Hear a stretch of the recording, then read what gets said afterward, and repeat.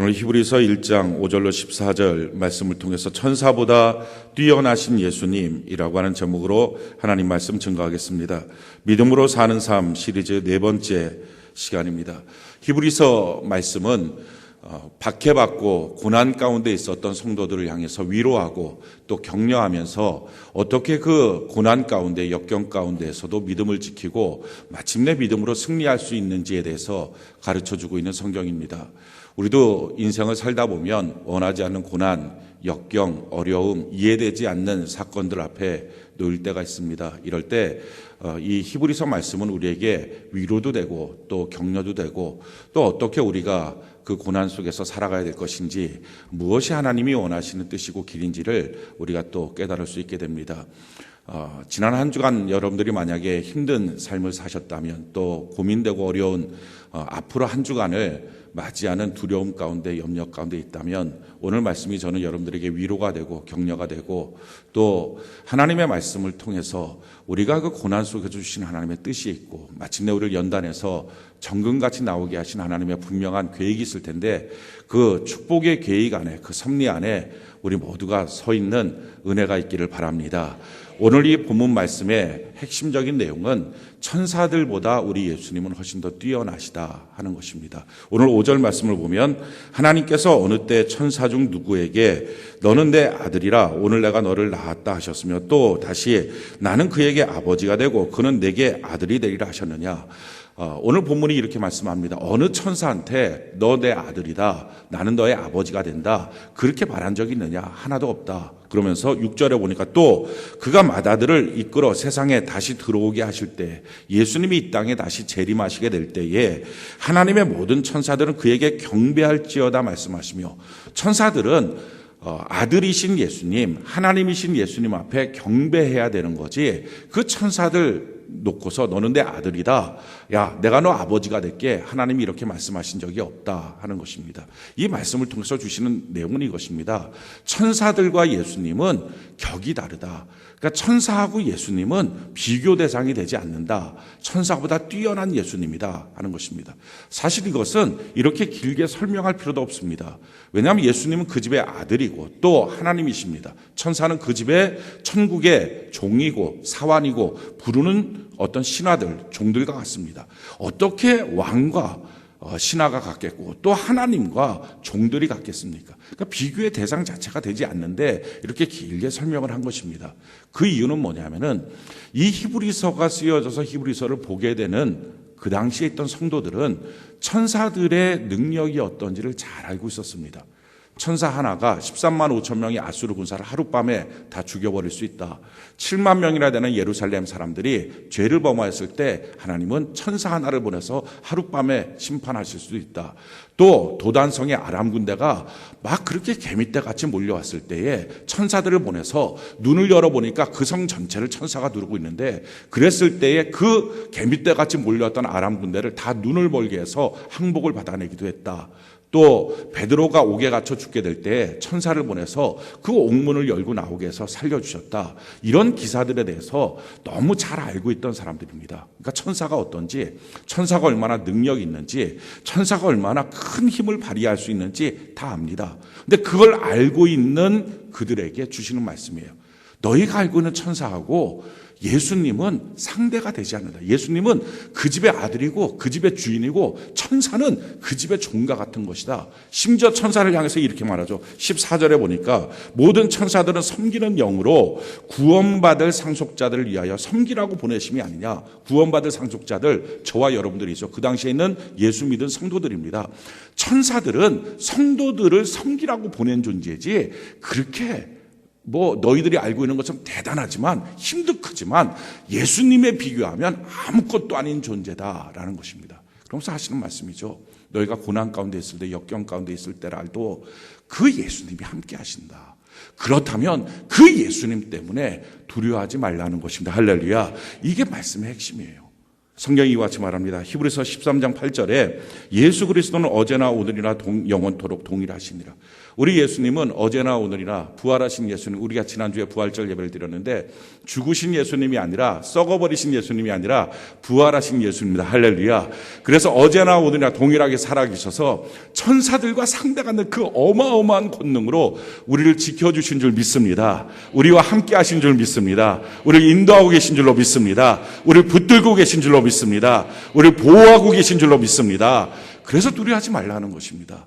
어려운 역경이 있어도 고난이 있어도 이 예수님이 계시니까 이 부활하신 예수님 꽉 붙잡고 주님 안에 거하면서 주님과 더불어 살아가면 그 고난이 바뀌어 우리에게 축복의 셈이 될 줄로 믿습니다. 이것을 지금 말씀하고 있는 것이 오늘 본문의 내용입니다. 중요한 것은 그 부활하신 예수님과 함께 있는 거예요. 그 부활하신 예수님을 붙들고 있는 것입니다. 성도들은 크게 두 종류로 나눌 수 있어요. 포도나무 대신 예수님 앞에 가지인 우리가 붙어있는 자가 있고요, 떨어진 자가 있어요. 그래서 오늘 우리가 점검해 봐야 돼. 나는 예수님께 붙어 있는지 떨어져 있는지. 붙어 있으면 너희가 절로 열매를 맺는다 하는 것이고요, 떨어져 있으면 아무리 애를 쓰고 노력해도 열매 맺을 수가 없다 하는 것입니다. 만약에 내 삶에 노력하고 애쓰는데 열매가 없다면, 성령의 열매도 맺지 못하고 또 내 삶의 사업상에서도 가정 안에서도 자녀들을 향해서도 왠지 너무 노력하고 애를 쓰는데 힘을 내는데 열매가 없다면 어쩌면 우리가 떨어져 있을 수 있다 하는 것입니다. 예수님께 딱 붙어 있으면 우리의 인생 가운데 저절로 열매가 맺어지게 된다 하는 것입니다. 만약에 오늘 우리가 말씀을 통해서 떨어져 있다면 붙을 수 있기를 바라고요, 붙어 있으면 더 잘 열매가 맺는 은혜가 있기를 바랍니다. 자, 그렇다면 우리가 똑같이 신앙생활 하는데 어떻게 하면 붙어 있을까 하는 거예요. 과연 어떻게 신앙생활 하는 것이 예수님과 꽉 붙어서 떨어지지 않고 항상 한결같은 믿음을 갖고 주님 안에 열매 맺는 삶을 살까 하는 것입니다. 골로새서 2장 6절로 7절에 그 내용을 우리에게 설명하고 있습니다. 골로새서 2장 6절로 7절 우리 같이 한 목소리 한번 읽어볼까요? 시작. 그러므로 너희가 그리스도 예수를 주로 받았으니 그 안에서 행하되 그 안에 뿌리를 박으며 세움을 받아 교훈을 받은 대로 믿음에 굳게 서서 감사함을 넘치게 하라. 아멘. 너희가 그리스도 예수를 주로 받았으니 그 안에서 행하되, 그러니까 그 안에서 행하는 법을 가르쳐 주는 거죠. 어떻게 예수 안에 행할까? 어떻게 예수님과 붙어 있을까? 어떻게 예수님과 함께 있을까? 그 안에서 행하는 법을 오늘 4가지로 설명합니다. 제일 첫 번째, 그 안에 뿌리 박아야 된다. 두 번째, 세움을 받아야 된다. 세 번째는 교훈을 받아야 된다. 네 번째는 믿음에 굳게 서야 된다. 이 4가지를 오늘 말씀하고 있습니다. 우리가 이 4가지를 통해서 과연 내가 지금 주님 앞에 붙어 있는지, 아니면 떨어져 있는지, 위기인지, 아니면 잘 붙어서 열매를 맺게 될 것인지 말씀의 거울을 통해서 우리가 점검을 하고, 만약에 흔들흔들하면 우리가 다시 잘 붙어서 열매 맺는 주님 안에 부활의 예수님 함께 하시면 뭐가 두렵겠어요? 뭐가 염려되겠어요? 이 부활의 예수님 붙들고 어떤 어려움에도 이기고 승리해서 마침내 하나님의 복을 받는 은혜의 백성 되기를 바랍니다. 제일 첫 번째는요, 뿌리 박는 거예요. 이게 가장 중요해요. 그러니까 우리 주님 앞에 뿌리를 깊이 박는 것입니다. 성경이 이와 같이 말합니다. 이사야 26장 3절에 보니까 주께서 심지가 견고한 자를 평강하고 평강하도록 지키시리니 이는 그가 주를 신뢰함이니이다. 우리가 우리 주님을 신뢰합니다. 우리가 우리 주님을 믿습니다 라고 고백하면서 이렇게 말할 때에 그때 어떻게 해야 되느냐? 심지 그 뿌리가 아주 견고한 사람을 평강하고 평강하도록 만들어주신다 하는 것입니다. 어쩜 우리가 지금 불안하다면, 우리 마음속에 두려움이 있고 염려가 있고 걱정거리가 너무 많다면 문제는 사건 일의 문제가 아니라 심지가 지금 병들었기 때문일 수 있다 하는 거예요. 뿌리가 병든 것. 뿌리가 병들면요, 이게 가장 무서운 거예요. 결국은 다 말라버려요. 뿌리가 건강해야 됩니다. 사람의 뿌리가 뭡니까? 그게 마음이에요. 내 마음이 지금 어떠냐? 성경은 이렇게 말합니다. 잠언 4장 23절에 모든 지킬 만한 것 중에 더욱 내 마음을 지키라. 생명의 근원이 이에서 남이니라. 사람의 뿌리는요, 겉모습이 아니에요. 직장이 아니에요. 저 월급 받는 거 연봉 내가 얼마다, 이게 아니에요. 가정 안에 내가 지금 어떤 집에 살고 있다, 무슨 차를 몰고 다닌다, 이게 아니에요. 사람의 뿌리는요, 마음이에요. 내 마음이 지금 건강하냐, 내 마음이 지금 병들었느냐, 내 마음이 지금 견고하냐, 그러면 평안해요. 근데 내 마음이 병들어 있으면요, 그러면 불안한 거예요. 평안에 평안으로 살 수 있는 방법, 내 심지, 내 마음, 내 뿌리인 내 마음이 건강해지는 거예요. 자, 그러면 내 마음, 이게 어떻게 하면 딱 견고했을까? 내가 이제부터 내 마음을 견고하게 만들 거야. 흔들리지 않을 거야. 그런다고 흔들리지 않는 게 아니에요. 내가 두려움을 없앨 거야. 내가 이제 염려하지 않을 거야. 그렇다고 해서 두려움이 없어지고 염려가 없는 게 아니에요. 그렇게 염려를 끌어야지 하고 돌이켜도 또 염려가 쫓아다니고, 두려워하지 말아야지 해도 여전히 두려움이 쫓아다녀요. 그러니까 사실은 내가 노력하고 결심해서 내 마음, 내 뿌리인 내 마음이 건강해지지 않아요. 내 뿌리인 내 마음이 견실해지지 않아요. 방법은 한 가지예요. 성경이 우리에게 이렇게 말씀하고 있어요. 빌립보서 2장 5절에 너희 안에 이 마음을 품으라. 곧 그리스도 예수의 마음이니. 예수님 마음으로 채우면 심지가 굳어져요. 예수님 마음. 어떻게 하면 내가 예수님 마음으로 채울까요? 이게 성경이에요. 시편 1편 2절로 3절에 보면 오직 여호와의 율법을 즐거워하여 그의 율법을 주야로 묵상하는도다. 그는 시냇가에 심은 나무가 철을 따라 열매를 맺으며 그 잎사귀가 마르지 아니함 같으니 그가 하는 모든 일이 다 형통하리로다. 하나님의 말씀으로 주야로 내게 공급하니까 내 마음이 예수님 마음처럼 되는 거예요. 예수님 마음 되면 두려움이 있겠어요? 염려가 있겠어요? 그러니까 예수님 마음처럼 만드는 방법, 자꾸 예수님 말씀으로 나를 채우는 거예요. 채우다 보니까 시냇가에 심겨진 나무처럼 내 마음이 그렇게 뿌리가 견고한 마음이 되더라 하는 것입니다. 그래서요, 내 교회에서 말씀 듣는 게 얼마나 귀한지 몰라요. 내 성경책을 보면서 큐티하는 것, 이게 얼마나 귀한지 몰라요. 뿐만 아니라 내 교회 성도들과 더불어서 말씀의 은혜를 나누는 셀이 있다는 것, 이게 얼마나 귀한지 몰라요. 성경이 이와 같이 말합니다. 골로새 3장 16절에 그리스도의 말씀이 너희 속에 풍성히 거하여 모든 지혜로 피차 가르치며 권면하고 시와 찬송과 신령한 노래를 부르며 감사하는 마음으로 하나님을 찬양하고. 그렇게 될 때 우리 마음이 건강해지는 거예요. 우리 첫 번째 체크를 한번 해보는 거예요. 과연 나는 내 교회에서 말씀을 듣고 먹고 있느냐? 내 성경책을 보면서 내가 큐티하고 있는가? 내가 내 성도들과 더불어서 같이 말씀의 교제를 나누고 있는가? 혹시 여기에 무엇인가 부담이 되고 무엇인가 짐이 되고 있다면 어디에서부터 문제가 생겼는지, 어디에서 떨어졌는지 깨닫고 발견하고 오늘 걸 제거하고 주님 안에서 내 뿌리, 내 마음이 예수 마음으로 꽉 차도록 건강해지도록 만드는 것. 이럴 때 우리가 예수님과 함께 있게 됩니다. 두 번째는요, 성경이 이렇게 말하고 있어요. 그 안에 뿌리를 박으며 그러고 나서요, 세움을 받아. 두 번째 우리가 체크리스트는요, 세움을 받는 거예요. 이 세움을 받는다라는 것은 영적인 리더에게 도움을 받는 것입니다. 사람이 아이를 갖고 나면 10달 있다가 아이가 나와요. 그러고 나서 그 아이 나면 다 끝나는 게 아니고요, 키워야 되잖아요. 20년 이상은 키우는 것 같아요. 대학교 들어가도 요즘에는 캥거루족이라 그래갖고 계속 키워야 돼요. 안 그러면 애가 처음부터 빚더미에 있어갖고 대학 졸업하고 직장 취직하면서부터 3천만 원, 4천만 원 빚더미에 있으니까, 그리고 또 아르바이트 한다고 공부도 못하고, 이게 악순환인 거예요. 그러니까 한 20 몇 년 정도는 키우는 것 같아요, 아이들을. 제가 옛날에 강아지 키워봤거든요. 이 강아지는요, 나면 엄마가 이렇게 좀 이렇게 혀로 핥아줘요. 그래서 이제 방바닥에 있으면 얘네들이 방바닥을 못 가요. 발이 이렇게 약간 찌익 벌어져갖고 이렇게 하고 있고. 그런데 이런 애들이 한 2-3시간만 되면 방바닥 막 뛰어다녀요. 저는 어린애 낳자마자 이렇게 뛰어다니는 애들을 한 번도 본 적이 없어요. 몰라요. 불교에서는 낳자마자 8걸음 걸어갔다고 하는데 그건 믿을 만한 게 아닌 거고. 그러니까 이게 안 돼요. 귀한 것일수록요, 길게 걸려요. 귀한 것일수록요, 도와주는 사람이 있어야 돼요. 도와주는 게 있어야 돼요. 우리 영혼이 너무 귀하잖아요. 그래서 혼자서 못해요. 빨리 안 돼요. 길게 걸려요. 내 영혼이요, 건강해지고 내 영혼이 자라나는 것 하루 아침에 그냥 한순간에 뚝딱 되지 않아요. 어린아이 방치하면 죽잖아요. 똑같아요. 우리 영혼이 귀한 것들은요, 다 도와주는 게 있다고요. 귀한 것들은요, 오래 걸린다고요. 내 영혼만큼 귀한 게 어디 있습니까? 그러니까 내 영혼이 자라나고 성장하는데요, 오래 걸리는 거예요. 시간 참 많이 걸려요. 많이 투자해야 돼요. 그리고 돕는 자들이 필요합니다. 그 돕는 자들을 교회에서는 하나님이 세워주신 거예요. 그게 셀장이에요. 그리고 저예요.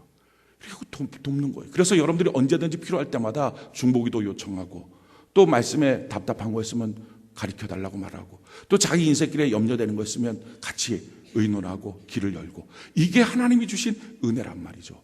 그래서 이 세움을 잘 받는 것, 이게 주님의 진액을 빨아들이는 방법이에요. 잘 이게 관계가 이루어지는 거예요. 그래서 체크리스트가 두 번째, 내게 세워진 나의 영적인 리더와 내 셀장과 담임 목사님과 내 관계가 지금 어떤 관계인가, 이게 만약에 장벽이 있다면 이 부분이 왜 어디서부터 그랬는지 체크해 봐야 돼요. 그래서 이 부분을 열고서 그 진액을 빨아들이는 것, 이게 주님과 동행하는 삶의 모습입니다. 세 번째, 오늘 성경이 이렇게 말씀하고 있습니다. 그 안에 뿌리를 박으며 세움을 받아 교훈을 받은 대로. 세 번째는요, 교훈을 충분히 받아야 돼요. 이 교훈이라고 하는 것은 하나님의 말씀이에요. 그 말씀을 충분히 받는 거예요. 성경이 이렇게 말합니다.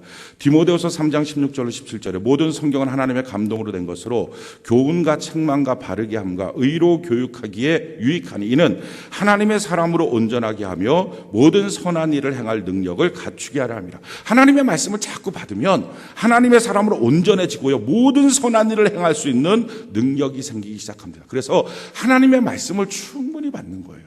먼저 내 교회에 와서요, 강단에 선포되는 하나님의 말씀을 듣는 거예요. 이 말씀을 들으면 믿음이 생겨요. 왜냐하면 믿음은 들음에서 나오고 들음은 그리스도의 말씀이에요. 그래서 자꾸 예배 드리고 예배 사모하고 예배 때 나오면요, 그래서 말씀을 들으면 믿음이 생깁니다. 그래서 그 믿음으로 사는 거예요. 근데 문제는 이것으로 완전하진 않아요. 그 믿음은 통째의 믿음이거든요. 그런데 내 삶에 들어가면 쉽게 말하면 각계 전투를 해야 돼요. 거기에 적용되는 각각의 답이 필요합니다. 저는 이렇게 말씀드려요. 설교자가 여러분들의 인생을 각각 살아드릴 수 없다고요. 다 다른 삶을 살고 있다고요. 지난 한 주간에도요, 같은 삶을 사셨던 분은 한 분도 안 계세요.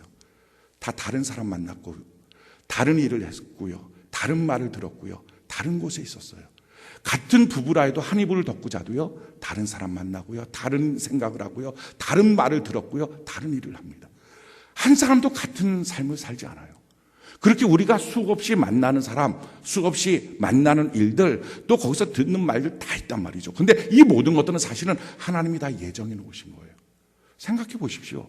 하나님이 모르는 상태에서 내가 누구를 만날까요? 하나님이 모르는 상태에서 내가 무슨 일을 경험할까요? 그럴 수 없어요.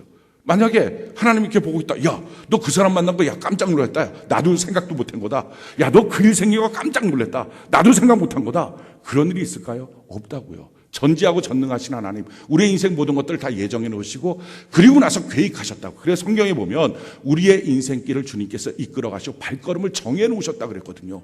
그러니까 내가 생기는 모든 일들, 만나는 모든 사건들 사실은 다 하나님의 계획 안에 있어요. 그리고 그 계획이 우리에게 주신 답도 있단 말이에요. 그 만나는 사람들 앞에, 그 만나는 일들 앞에 꼭 너가 이 답을 갖고 풀어야 된다라는 거예요. 만나는 사람들이 문제란 말이에요.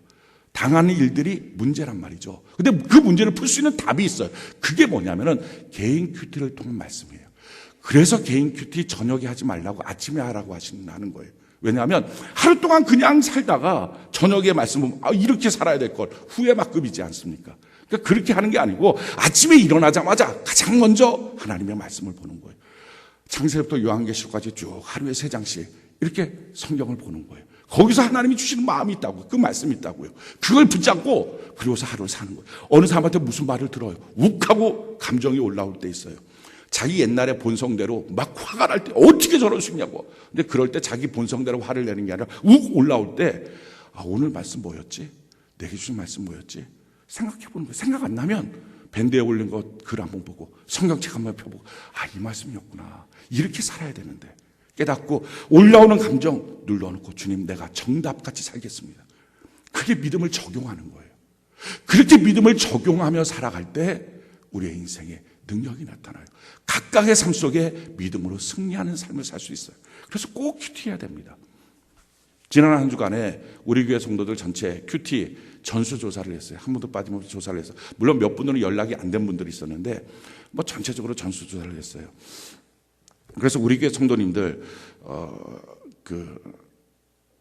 기대가 있었거든요. 우리 맨날 큐티 강조하니까 얼마큼 큐티할까 기대가 있었는데 이제 1년에 한 번씩 올해 했고 이제 내년에 또 하고 계속 할 거예요. 그 데이터베이스를 갖고 어떻게 우리가 큐티를 잘할 수 있는지 좀 도우려고 하는 계획들을 세우려고 그래요. 감사하게도요. 날마다 하루도 빠지지 않고 큐티 하시는 분이 40%예요. 등록 성도들. 만약에 출석하는 성도, 그러니까 등록했지만 예배 잘 안 나오시는 분들도 있거든요. 출석하는 성도의 비율로 따지면 60%예요. 그러니까 최소한 자기가 큐티를 안 하고 있잖아요. 옆분을 보면 그 사람 반드시 하는 사람이에요. 지금 꼭 절반 이상은 지금 큐티를 하는 거고요. 날마다는 아니더라도 일주일에 한 두세 번씩은 그래도 한다 하시는 분까지 포함하면 우리 등록 성도 전체로 따지면 60%고요. 예배 출석 인원으로 따지면 70%예요. 그러니까 지금 있는 인원으로 따지면 그래도 일주일에 한두 번 이상은 큐티 하신다, 말씀 보고 있습니다 라고 하는 분들이 최소한 10명 중에 7분은 지금 하시는 거예요. 얼마나 감사한지 몰라요. 아마도 오늘날 성도들이 성경 잘 안 볼 텐데 이렇게 성경 보고 있다는 것이 얼마나 귀한 일인지 모릅니다. 그러나 이걸로는 만족이 안 되는 거예요. 저는 우리 교회가 100% 됐으면 좋겠어요. 할렐루야. 그래서 내게 주시는 말씀을 내가 붙잡고 그 하루를 살아갈 때 우리 하나님 우리를 방치하지 않아요. 버려두지 않는다고요. 내게 만나는 사건들, 일들, 그것 때문에 낙심하라고 주시는 일들은 하나도 없어요. 고민하고 염려하라고 주시는 일들은 하나도 없어요. 싸우고 분내라고 주시는 일도 하나도 없다고요. 사실 그 모든 일들이요, 우리에게 주시는 하나님의 기가 막힌 숨겨진 선물이에요. 근데 그 숨겨진 선물을 어떻게 풉니까? 그날 말씀으로 푸는 거예요. 어떤 분들은 바빠서 못한대요. 바쁘니까 차 타고 가야 되잖아요. 차 몰고서. 근데 바쁘다고 열쇠도 안 챙겨 갖고 와요. 그럼 차 앞에 서 있으면 열립니까? 마찬가지예요. 바쁘니까 하나님의 말씀 붙잡고 가야 그게 열쇠니까 열리잖아요. 그렇게 하고서 하루하루를 말씀으로 살아가는 것. 그게요, 부활하신 예수님과 동행하는 삶입니다. 마지막 네 번째, 오늘 어떻게 부활하신 예수님 안에 거하고 그분과 동행할 수 있는가? 오늘 성경이 이렇게 말하고 있어요. 그 안에 뿌리를 박으며 세움을 받아 교훈을 받은 대로 믿음에 굳게 서서 감사함을 넘치게, 믿음에 굳게 쓰는 것입니다. 우리가 인생 살다 보면 우리 믿음을 흔들 때가 있어요. 우리 믿음이 더 이상 버티지 못하는 때가 있어요. 그런데 그때 믿음을 발휘할 수 있는 것, 이게 진짜 믿음이에요. 성경이 이와 같이 말합니다. 로마서 4장 17절 18절에 보면 기록된 바 내가 너를 많은 민족의 조상으로 세웠다 하심과 같으니 그가 믿은 바 하나님은 죽은 자를 살리심이 없는 것을 있는 것으로 부르시는 이시니라. 아브라함이 바랄 수 없는 중에 바라고 믿었으니 이는 내 후손이 이같으리 하신 말씀대로 많은 민족의 조상이 되게 하려 하심. 바랄 수 없는 중에 바라고 믿는 것, 이게 진짜 믿음이에요. 그래서 힘들고 어려울 때, 더 이상 믿음이 가지 않을 때, 어떤 장벽 앞에 서 있는 것처럼 답답할 때, 그때 이것을 뛰어넘으면요, 새로운 지평이 보여요. 새로운 믿음의 삶의 역사가 보여요. 그걸 어떻게 뛰어넘습니까? 그게 안 뛰어넘어지는 거예요. 기어 올라가도 또 넘어지고. 그걸 뛰어넘는 방법이 있어요. 그게 뭐냐면요, 감사를 넘치게 하는 거예요.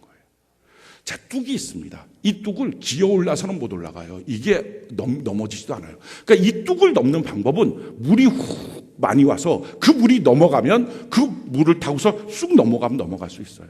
감사라고 하는 물을 꽉 채워서 내가 더 이상 넘지 못하는 믿음의 한계가 있어요. 내가 더 이상 믿어지지 않는 믿음의 한계가 있어요. 내가 더 이상 믿음을 유지할 수 없는 의심의 큰 장벽이 있어요. 근데 그것을 감사의 물이 차고 넘치면 훅 하고 넘어가는 거예요. 그래서 감사를 넘치게 하라. 이게 믿음이에요. 우리가요, 의심의 장벽 앞에 서면 왠지 모르게 불평이 나와요. 원망이 나와요. 염려가 나와요. 걱정이 나와요. 그럴 때 그렇게 하지 말고요, 그래도 고마웠던 거, 그래도 감사했던 거, 아주 작은 것부터 찾는 거예요. 신기한 거는요, 감사를 찾으면, 그래서 기도하면 감사가 더 커져요. 점점 더 커지다 보면 이게 의심의 그 장벽 앞에 꽉 답답해서 더 이상 가지 못했던 거, 그게 넘어갈 수 있는 믿음이 굳세어져요. 그 믿음이 굳세어질 때부터 우리 주님이 말씀하시는 거예요. 내 믿음대로 될지어다. 할렐루야. 그게 우리 주님과 딱 붙어있는 비결입니다. 사랑하는 성도 여러분, 우리 자신 한번 체크해 봅시다. 과연 나는 뿌리가 건강한지, 뿌리에 병이 없는지, 나는 과연 내 마음을 예수님의 마음으로 채우면서 내 교회에서 말씀 듣고, 내가 또 내 성경책을 보면서 큐티하고, 내 성도들과 더불어서 말씀의 교제를 나누기를 기뻐하고 있는가? 아니면 거기에 무엇인가 장애가 있는가? 그럼 그 장애 있는 것을요 빨리 제거해야 돼요. 어떤 문제가 있든지 회개하고 끊어버려야 돼요. 과연 나는 영적인 리더와의 관계가 좋은 관계인가? 나는 셀장과 관계가 어떠냐? 목사님과의 관계가 어떠냐? 이게 만약에 막혀 있으면 이 부분이 어디서 왜 그런 문제가 생기는지 그걸 회개하고 돌이켜야 돼요. 나는 하나님의 말씀을 과연 충분히 받고 있는가? 예배 시간에 경청하고 집중하고 있는가? 우리가요 말씀을 들을 때 그냥 말씀을 들으면 되지, 말씀을 보면 되지. 그런데 그게 믿음으로 작동하려면요 경청해야 돼요. 집중해야 돼요. 우리 마음에 길가밭이 있어요. 그거 다 갈아엎어야 돼요. 우리가 말씀 듣지 못하도록 마귀가요 얼마나 애쓰는지 몰라요. 그래 감정도 일으켜놓고 염려도 일으켜놓고 마음속에 딱딱하게 굳어진 마음도 만들어 놓고 말씀 듣지 못하게 한다고요. 그래서 성경에 예수님이 그 말씀을 이렇게 풀어주시잖아요. 길가처럼 딱딱한 곳 말씀의 씨가 떨어졌지만 사탄이 와서 물고 가버렸다. 그래서 말씀을 들었으나 믿음이 안 되는 거예요. 하나도 유익이 안 되는 거예요. 만약 이런 마음밭이라면 성경을 큐티할 때도 그렇고 말씀을 들을 때도 그렇다면 왜 그런 문제가 생겼는지, 어디서부터 생겼는지 그걸 갈아엎어야 돼요. 과연 내가 믿음 더 이상 발휘하지 못하고 의심의 벽 앞에 서서 그냥 우물쭈물하고 있는가? 내가 그냥 기죽어 서 있는가? 감당할 수 없는 큰 문제 앞에 내가 그냥 거기서 기죽어 있고 힘들어하고 있는가?